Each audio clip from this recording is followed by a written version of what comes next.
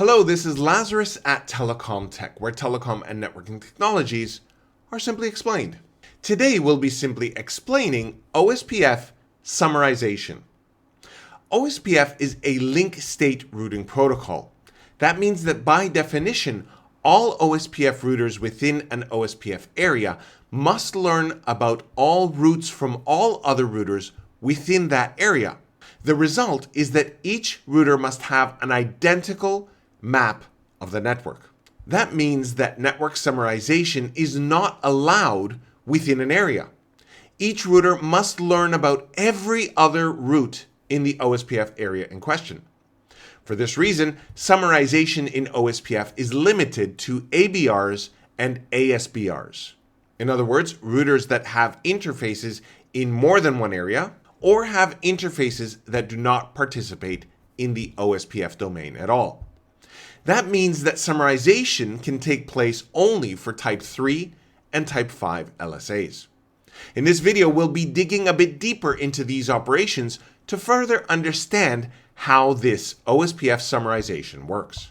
Now, what I just said before can be stated a different way. Summarization can take place for inter-area routes as well as external routes. Those are the routes that LSA types 3 and 5 deal with, respectively. Take a look at this topology here. As you can see, R1 is an ASBR. It has 3 networks that are external to the OSPF domain, and these are actually redistributed into OSPF. Now, it also has 3 networks that are advertised directly by OSPF that belong to Area 1. Let's take a look at the configuration in R1 that makes this possible. We see here the command that redistributes all connected subnets. Now, this command injects these 3 networks into OSPF, making them external type networks. But we also see the advertisement of these 3 networks directly from OSPF using the network command. Now, this causes R1 to update R2 with a Type 1 LSA for these networks here because they are routes from within the same area, and a Type 5 LSA for these networks here because they are considered external networks. Now, R1 will then send out a Type 3 LSA for these networks into Area 0 because they are inter-area routes at this point, and it will propagate the Type 5 LSA for these external routes. These Type 3 and Type 5 LSAs will continue on into Area 2 as well. Now, all of this will result in each of these networks appearing within the LSDB of each of these routers, and they appear as individual separate networks, as they were originally advertised via R1. Now, this here is an important aspect of summarization in OSPF. Each router in each area must build an identical map of the network. This is a characteristic of all link state routing protocols like OSPF. So R1 and R2 here, for all networks that belong to Area 1, must create an identical network map. Again, only for the networks that belong to Area 1. Which networks are those? It is those on loopbacks 3, 4, and 5. These networks cannot be summarized within Area 1. They must be sent to R2 as is, so that R1 and R2 will have the same LSDB. However, for these networks here, on loopbacks 0, 1, and 2, these are outside of Area 1. They're external.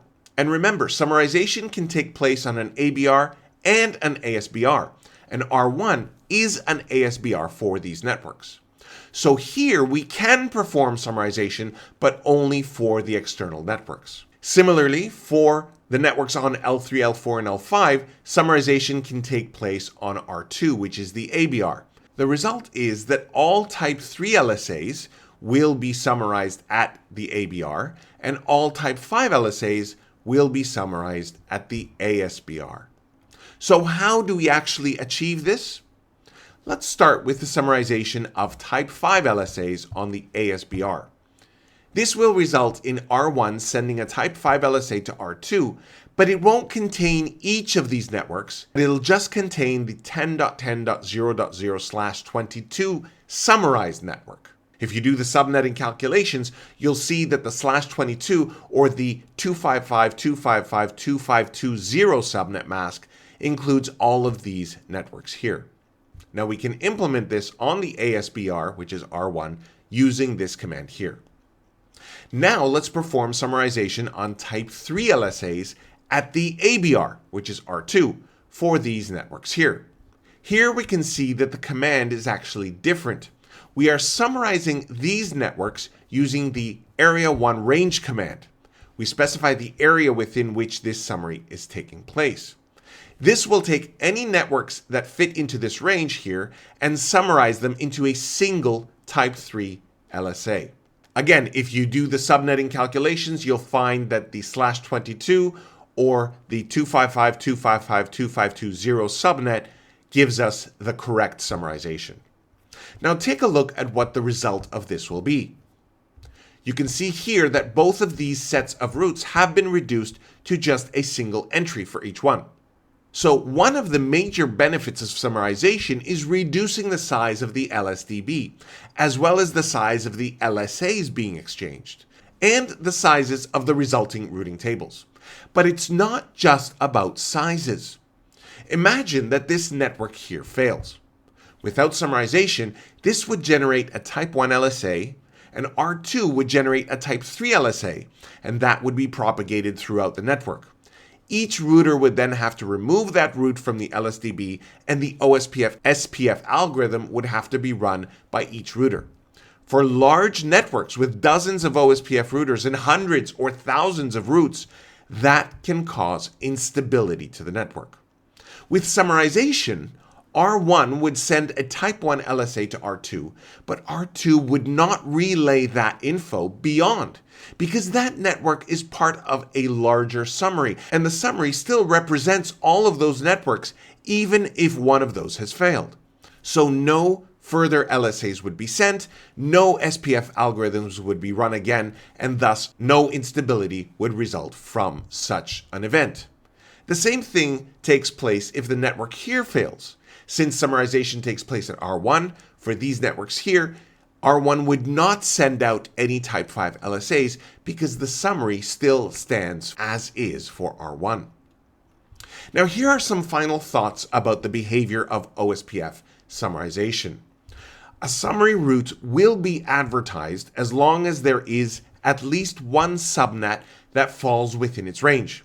So if we have a summary route configured in R2 here for these networks, that summary route will still be advertised using a type 3 LSA as long as R1 has at least one of these networks up. If we remove all of them, then the summary route in R2 would also be removed. Secondly, the cost that is advertised for the summary route, either type 3 or type 5, will be that of the lowest cost route within the summary. So if these networks had costs of 1, 5, and 6, for example, a cost of 1 would be advertised by the summary route into area 0. Finally, R2, which is our ABR, will create a null 0 interface as the exit interface for the summary route in the routing table. This is what the routing table of R2 would look like with the summary route installed. You can see the summary route point to a null 0 interface. Now that route is what will be further advertised into area 0. The other more specific routes are still in the routing table of R2 because it does belong to area 1 and you can't filter out or summarize routes. But when R2 sends this beyond into area 0, it will only send the summarized route. Now someone might say, what happens if a packet matches this route? Will it not just simply be dropped?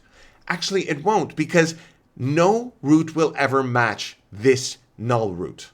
Why? Because we have more specific routes, which are these ones here. So these will be matched and these will be used to route traffic. So that's it for OSPF summarization. I hope you found this video useful, and if you have, I would ask that you consider using the YouTube Super Thanks feature to say thank you and support my effort to simply explain telecom and networking. As I'm always striving to improve my videos, the funds will be used to support better equipment, better quality, better video editing services, and just to produce more useful training content. As always, check out my website, where very soon you'll be able to find in-depth courses with labs, quizzes, and exams to test your knowledge and prepare you for certifications, as well as for the real-world networking and telecom industry.